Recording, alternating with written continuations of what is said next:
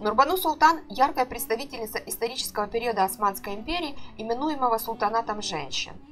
Она оказала существенное влияние на политику Османской империи в период правления своего сына султана Мурада.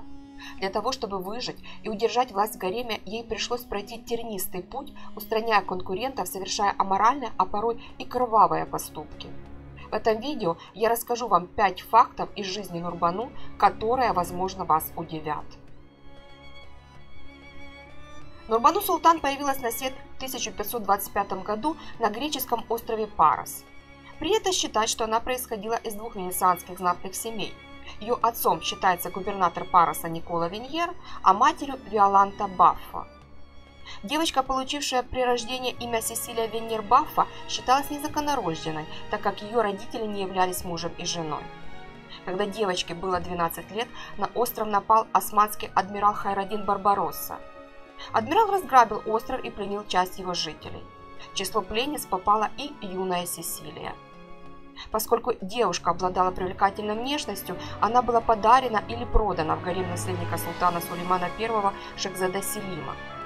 Сесилия сменила вероисповедание и приняла ислам, после чего ее нарекли восточным именем Нурбану, излучающая свет или принцесса света.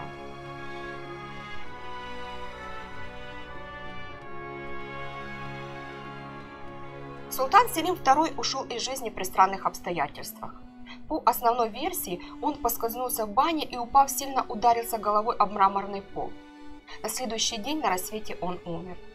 Умная и хитрая Нурбану Султан вместе со своим зятем, великим визирем Мехмедом Соколу, спрятали труп Селима в ящик со льдом.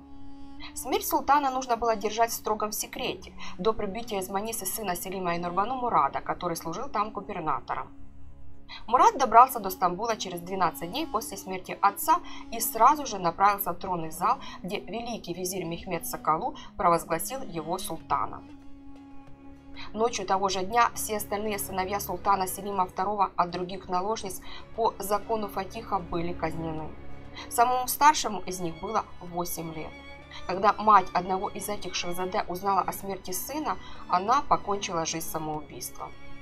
А всех побочных дочерей и наложниц султана Селима отправили навечно в Старый дворец.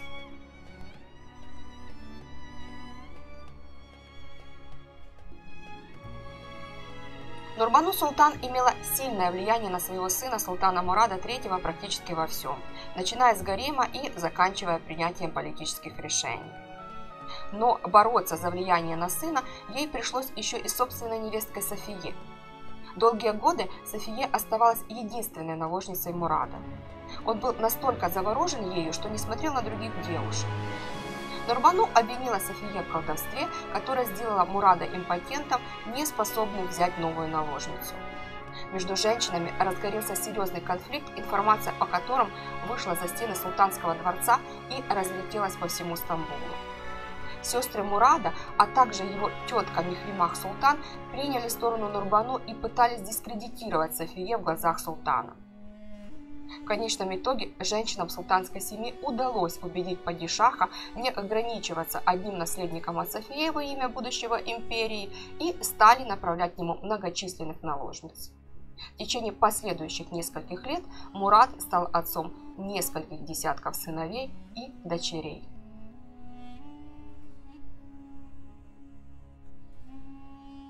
В последние годы жизни Нурбану оказалась замешана в дворцовом убийстве. Один из дворцовых стражников, Рыдван Ага, обеспечивавший связь гаремных женщин с внешним миром, завоевал доверие Валиде Султан и стал отвечать за сопровождение во дворце торговцев драгоценностями.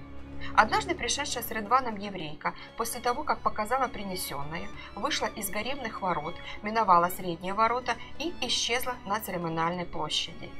Рыдвана задержали, обыскали и обнаружили драгоценности пропавшей еврейки, зашитыми в подкладку его одежды. Тело еврейки обнаружилось в амбаре для дров. Рыдван под пытками признался, что к этому убийству его принудила Нурбану Султан. Преступник был казнен, но слухи по этому поводу преследовали Валиде очень долго, как во дворце, так и во всем Стамбуле. После этого позора Валиде Султан выехала из Топкапы и переехала в садовый дворец султана в Еникапы, построенный по ее приказу. Чуть позже туда же переехал и султан Мурад III, так как сильно нуждался в поддержке матери и в ее советах. Смерть пришла к Нурбану в возрасте 58 лет. Придворные лекари засвидетельствовали смерть от естественных причин, хотя ходили слухи о том, что женщину отравил генуэзский посол по политическим причинам. Когда Нурбану была на смертном одре, Мурад заявил, что стал сиротой и больше некому будет поддерживать его во время сложностей правления. Согласно османской традиции, султан не участвовал в похоронах матери за пределами дворца, однако Мурад III пешком сопровождал гроб с телом матери в городскую мечеть для чтения похоронной молитвы. По его распоряжению Нурбану Султан была захоронена рядом с его отцом, султаном Селимом II, в комплексе мечети Айя-Софья. Ее погребение изменило саму традицию захоронения членов правящей династии. Нурбану стала первой наложницей султана, погребенной рядом со своим господином.